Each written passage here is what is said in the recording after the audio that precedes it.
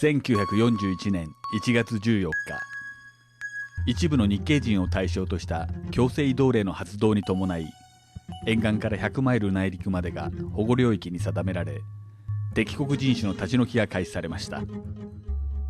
まず以降4月1日を期限とし、18歳から45歳までの成人男性の立ち退きが通達されました。夫婦、親子、兄弟はそれぞれ離れ離れにされ、皆我が家ほか不動産、資産、家財、事業すべてを失いました。The next month was a time for guys like me to go, because I was 19, you see, and 18 and up. And I had a brother a year and a half younger than me, and he was going to turn 18, you know, in a few months. So he and I were both scheduled to go to a men-only camp strictly for Canadian-born and naturalized people, okay? It's interesting how the Japanese so-called nationals, they called them, non-citizens, were separated from, or we were separated from them, you see, and so on. And a series of camps were set up in interior British Columbia, near Revelstoke. And there are 5 camps altogether, and we were sent to one of those. And you know, that was beginning of 16 months of staying in a men-only camp way up in the hills, isolation and so forth. We had a very good neighbor, the Clarks, and they were so sympathetic, and they were the only ones, I think, who really got up in the town hall and they had a meeting and voiced their objection. And naturally, no one else would at that time say anything against the government. They went along with it, but she and her husband got up and said, this is wrong, this shouldn't be done, they're Canadians, and why are we doing this? But naturally, nothing of that would help us. And so on the day we were going to go, they came all the way down. They were living about a mile away. They came to see us off, and they walked with us to the area, the sawmill area, where we would be picked up and put into the trucks. And they had brought for us a very nice lunch, sandwiches, jug of milk, and fruit. And they said, you'll likely be hungry because you don't know when you'll get your next meal. Okay, boys, let's go to train station to ship us to Rotterdam. I said, no, we're not going.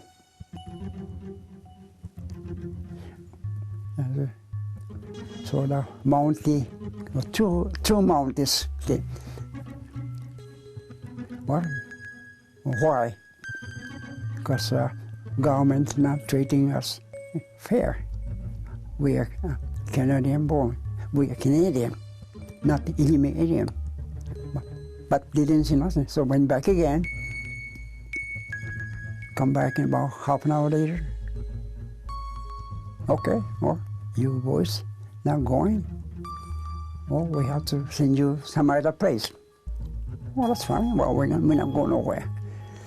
So we wait about overnight. And finally, they send us Apollo again. Well, we don't know where we're going, but anyway, stuck with that against Apollo again. And put us into the old immigration building. カナダの参戦に伴い、沿岸から100マイルが保護領域とされ、該当外国人の移動、日系人に対する強制収容が行われたことで、生徒数が激減した学校の閉鎖や、職員の大半を日系人が占めていた官工場が人材不足になるなどとした状況が見られていました。You're going to road camp. I said, no, I'm not going to road camp. He said, why aren't you going? Well, I said, I equate road camp to slave labor camp. Why? Because you can't negotiate your salary. You cannot negotiate your working conditions. You cannot negotiate your accommodations. Okay? In fact, you can't negotiate anything. They tell you what you're going to do and tell you go there and do it. And that's slave labor. So I said, I'm not going to road camp. So that was, they had a POW camp next door to German and Italian prisoner. Yeah. And there we joined as another about 100 people was there before. They called us when the first war started. Government pick up newspaper publisher, school teacher, Right. and all kind of Influential. yeah. They pick them up right away. And as soon as they turned me over to the army, I was no longer under civilian control. I was under martial law. No civil rights, no human rights. Why? Because the Japanese national got the protection of the Spanish Council per Geneva Convention. We Canadians, we weren't known as Canadian. We were British subject of Canadian birth.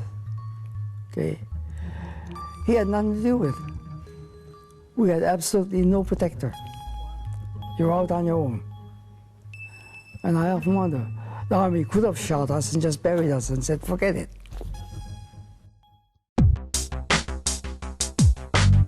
日本との開戦後、1942年時点におけるカナダ国内での日系人の分布状況は、保護領域外の居住者数が約2000人、BC 州内の施設に強制収容された人々は12029人、強制労働キャンプ送りとなった人員は945人、天才シュガービーツ畑での強制労働者の数は3991人、このほか42人が日本へ送還、1161人が保護領域外に移動しました。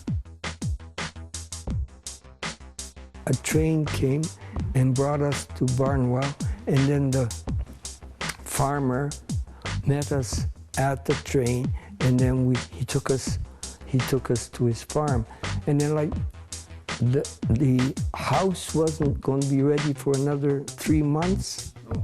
So what we did is temporarily we stayed in a freight car, and then my mother was expecting our youngest. Her name is Kay at that particular time. So what we did, we slept on 2 mattresses, and then of course during the day we pushed the mattress against the wall.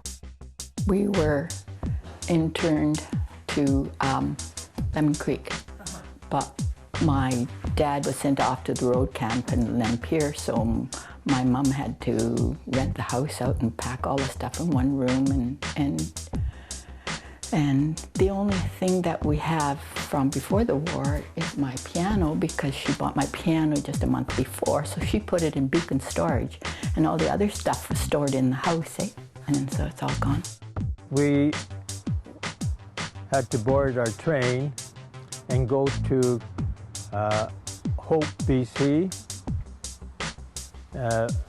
From Hope, we were trucked into Tashme. There was an old dairy farm there, and all the accommodation, they started building the accommodations there, and then slowly the family moved into those accommodations. I could hear my mother and father arguing, and they hardly argued. So I couldn't figure out what this is all about. And she'd say, I remember I was saying, I'm not going.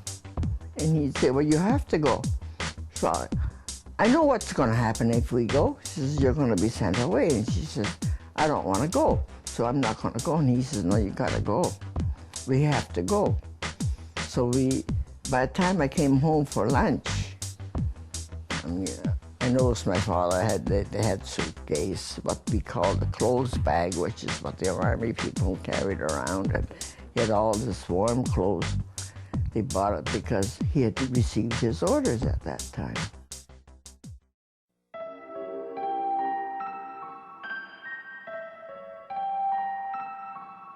特殊職などに伴い1359人の日系人には特別労働許可が発行されましたが、オンタリオの捕虜収容所送りとなった日系人は699人に達し、バンクーバー側でも111人が拘留されました。1942年10月までの日数を経て行われた日系人強制収容は、第一段階としてバンクーバー市内のヘイスティングスパークに仮設された王葬所への収容から始まりました。報告書によりますと、3月16日の利用開始以降、連日にわたり入所・出所が続いていたにもかかわらず、9月1日時点で見る王葬場の収容人数は3866人に達していたことが記録されています。遠隔地で生活していた日系人の中には、退去にわずか2時間のみしか与えられず、身の回りの整理を行う猶予を得ることなく収容された人々もいました。As far as the Japanese people in Prince Rupert and the area was concerned, we were made to move by bringing us down to the train station on March the 23rd, 1942, and I think approximately 600 to 700 women and children mostly, because men had already been rounded up prior to that, and anybody that was 18 to 20 to 45 had been sent to work camps in BC. We were then taken to the railroad station in Prince Rupert, and we took the journey down to Vancouver, which took 2 days by train, and we ended up in the Hastings Park exhibition site because it was being used as a kind of a manning depot for the Japanese people who were being removed from the West Coast. Except for the people in Vancouver, of course. They were already in Vancouver, so they were not needed. They did not need to move, but people from Victoria, all the outlying islands, all along up and down the west coast of BC were then transported to the Hastings Park exhibition site. And the reason why they were using this is because it had a link wire fence around it. Secondly, it was an exhibition site, and they had a big dipper there and everything else like that. And they also had big buildings. They had stock buildings for stock and cattle, and they were being converted into living quarters. They also used, for the men's side, I know they used one of the stock buildings, and they used it by making double bed bunks on it, and we had the whole area, all the flooring, they were right on the flooring were beds for men. And I was 13 by then, and I was sent to the men's area. My other siblings and my mother were sent to one of the stock pavilions, where they were given a stall, and they lived in the stall. It had been washed, but not very well, so they had to, really clean this area up, and they made little stalls for each family.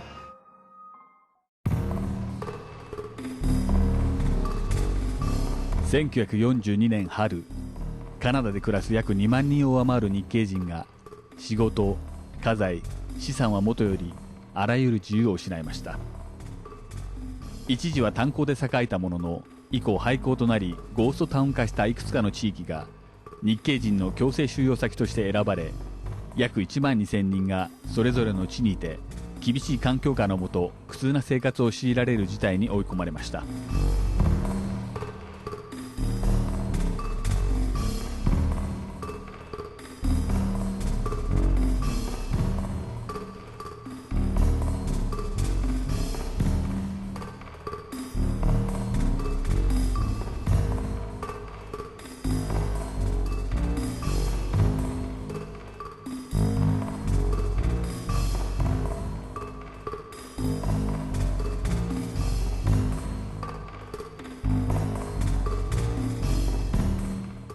this idea of removing, and that's why in a way you can almost call the whole thing of removal like ethnic cleansing. They were really trying to cleanse the West Coast of people of Japanese, as they say, Japanese race or Japanese heritage. And as a result, these people who were chronically sick had to be removed from all the hospitals on the West Coast, and they were brought to New Denver after they built the hospital there, which is still there in New Denver, by the way. Once we got in and the train got going, and we got into all in one coach, and in the vestibule of the thing was a mountie officer sitting there, right? And that's what happened with it. And off we went, and as it slowly chug out of the away from the CPR station through the yards out of Vancouver, and somebody started whistling a song that was on the hit parade, okay? Somebody else is taking my place, right? Peggy Lee sang it with Benny Goodman and so forth, and it was just so appropriate, right? And then a few minutes later, suddenly the most curious thing, here we are, the coach of all just Japanese Canadian males, okay? And suddenly we hear some sobbing. It was very strange, you know, men crying, right? And we looked around and said, who's doing that? And we wondered, and the thing was, it hit me. It had to be those guys who were saying goodbye to their wives. It was really hitting them, you know. And imagine, you know, in an all-male carriage, and guys actually crying, for God's sake, especially Japanese Canadians crying.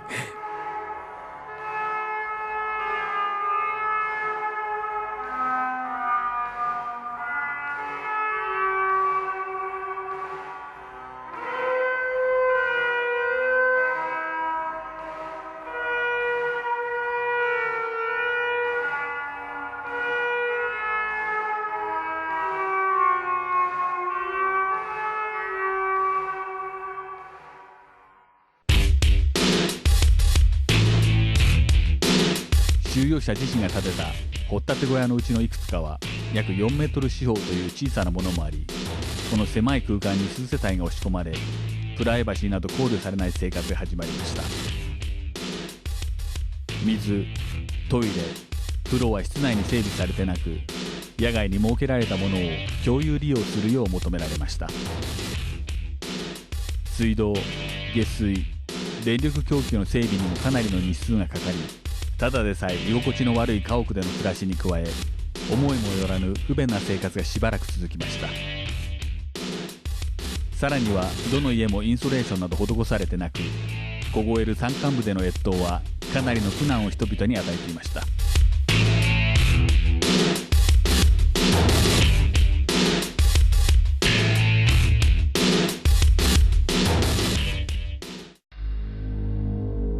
戦争開始前における街中の我が家での暮らしとでは比にならないひどい生活環境ではあったものの、日系人の扱いに対する国際的な批判などを請わないよう、医療に関しては最低限の配慮が行われていたとされています。